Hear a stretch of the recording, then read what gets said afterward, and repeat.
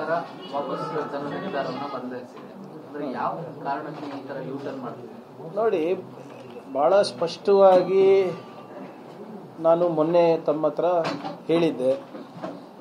ಒಂದು ಮಿನಿಸ್ಟೇರಿಯಲ್ ಡೆಲಿಗೇಷನನ್ನು ಬಂಡವಾಳಕ್ಕೋಸ್ಕರ ಇರ್ಬೋದು, ಸಹಭಾಗಿತ್ವಕ್ಕೋಸ್ಕರ ಇರ್ಬೋದು, ಉದ್ಯೋಗ ಸೃಷ್ಟಿಗೋಸ್ಕರ ಇರ್ಬೋದು, ನಾವು ಹೋದಾಗ ಯಾವತ್ತೂ ಹಿಂಗೆ ತಿರಸ್ಕಾರ ಮಾಡೋದಿಲ್ಲ. ಆಮೇಲೆ ಎಲ್ಲ ಡೀಟೇಲ್ಡಾಗಿ ಮಿನಿಟ್ ಟು ಮಿನಿಟ್ ಪ್ರೋಗ್ರಾಮ್ ಕೊಟ್ಟಿದ್ದೀವಿ, ಯಾರಿಗೆ ಭೇಟಿ ಆಗ್ತಾ ಇದ್ದೀವಿ ಅಂತ ಕೊಟ್ಟಿದ್ದೀವಿ, ಯಾವ ಯೂನಿವರ್ಸಿಟಿಗೆ ಹೋಗ್ತಾ ಇದ್ದೀವಿ, ಯಾವ ಕಾರ್ಪೊರೇಟ್ ಜೊತೆ ಬಂಡವಾಳಕ್ಕೆ ಹೋಗ್ತಾ ಇದ್ದೀವಿ, ಎಲ್ಲನೂ ಕೊಟ್ಟಿದ್ದೀವಿ. ಅದಾದಮೇಲೂ ತಿರಸ್ಕಾರ ಮಾಡಿದರೆ ವಿತೌಟ್ ಗಿವಿಂಗ್ ಎನಿ ರೀಸನ್ಸ್.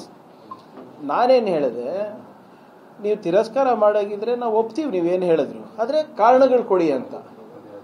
ಯಾವಾಗ ಇದು ವಿಚಾರ ಬಹಿರಂಗ ಆಯಿತು ಅವಾಗ ಅವರು ಏನು ಅವ್ರ ಮನಸ್ಸಿನಲ್ಲಿ ಏನು ಪರಿವರ್ತನೆ ಆಯಿತು ಗೊತ್ತಿಲ್ಲ. ಏಕಾಏಕಿ ಮೊನ್ನೆ ರಾತ್ರಿ ಅವರು ನಮಗೆ ಪರ್ಮಿಷನ್ ಕೊಟ್ಟಿದ್ದಾರೆ ಅಂತ ಹೇಳ್ತಾ ಇದ್ದಾರೆ. ಪರ್ಮಿಷನ್ ಅಲ್ಲ, ಅವರು ಹೇಳ್ತಾ ಇರೋದು ನಾವು ಕೊಟ್ಟಂಥ ಆದೇಶವನ್ನು ನೀವು ಪರಿಗಣಿಸಬೇಡಿ, please kindly ignore the previous order and we revoke ಅಂತ ಹೇಳ್ತಾರೆ. We revoke our previous decision ಅಂತ.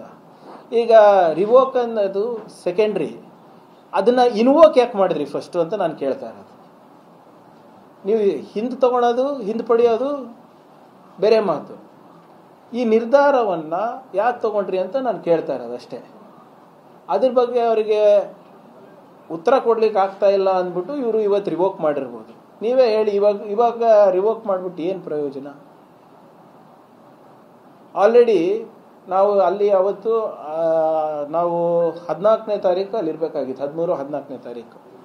ಇವತ್ತೇನು ಡೇಟು? 20. ನೀವು ಟ್ರೈನ್ ಹೋದಾದ್ಮೇಲೆ ಇವ್ರು ತತ್ಕಾಲ್ ಟಿಕೆಟ್ ಇಶ್ಯೂ ಮಾಡ್ತಾ ಇದ್ದಾರಾ ನಮಗೆ? ಏನು ಪ್ರಯೋಜನ ಆಯಿತು? ಇದು ವಿಶ್ವಮಟ್ಟದಲ್ಲಿರುವಂಥ ಟ್ರೇಡ್ ಶೋಸ್, ಇದು ನಮಗೋಸ್ಕರ ಕಾಯ್ಕೊಂಡಿರ್ತಾರ? ಸೊ ಇದು ನಮಗೆ ಕೊಟ್ಟಂಗೂ ಇರಬೇಕು, ಆದರೆ ನಮ್ಗೆ ಹೋಗ್ಲಾರ್ದಂಗೂ ಮಾಡಬೇಕು. ನನ್ನ ಪ್ರಶ್ನೆ ಬಹಳ ಸರಳವಾಗಿದೆ, ನಮಗೆ ಕಾರಣಗಳು ಕೊಡಿ ಅಷ್ಟೇ. ಪ್ರಿಯಾಂಕ್ ಖರ್ಗೆ ಹೋಗ್ತಾ ಇಲ್ಲ, ಕರ್ನಾಟಕದ ಒಬ್ಬ ಮಂತ್ರಿ, ಯಾರ ಜವಾಬ್ದಾರಿ ಬಂಡವಾಳ ಮತ್ತು ಉದ್ಯೋಗ ಸೃಷ್ಟಿ ಇದೆ, ಆ ವ್ಯಕ್ತಿ ಹೋಗ್ತಾ ಇರೋದು. ಇದು ಕರ್ನಾಟಕಕ್ಕೆ ಮಾಡಿದಂಥ ಅವಮಾನ ಅಲ್ವಾ? ಇವತ್ತು ನಾವು ದೇಶವನ್ನು ಆರ್ಥಿಕವಾಗಿ ಮುಂದುವಯ್ತಾ ಇಲ್ವಾ ನಾವು ಕರ್ನಾಟಕದ ಕನ್ನಡಿಗರು? ಸೊ ಇದಕ್ಕೆ ಕಾರಣ ಕೇಳ್ತಾ ಇದ್ವಿ, ಅವ್ರು ಕಾರಣ ಕೊಟ್ಟಿಲ್ಲ. ಅದಕ್ಕೆ ನಿನ್ನೂ ಬರೆದಿದ್ದೀನಿ, ನಾವು ಇದನ್ನು ಸುಮ್ಮನೆ ಬಿಡೋದಿಲ್ಲ. ಯಾರು ಜವಾಬ್ದಾರಿ ಸರ್? ಇವಾಗ ನಮಗೆ ನಾಳೆ ಬಂಡವಾಳ ಬಂದಿಲ್ಲ, ಉದ್ಯೋಗ ಸೃಷ್ಟಿ ಮಾಡಿಲ್ಲ ಅಂದರೆ ನಾವು ಜನರಿಗೆ ಉತ್ತರ ಕೊಡಬೇಕಲ್ವಾ?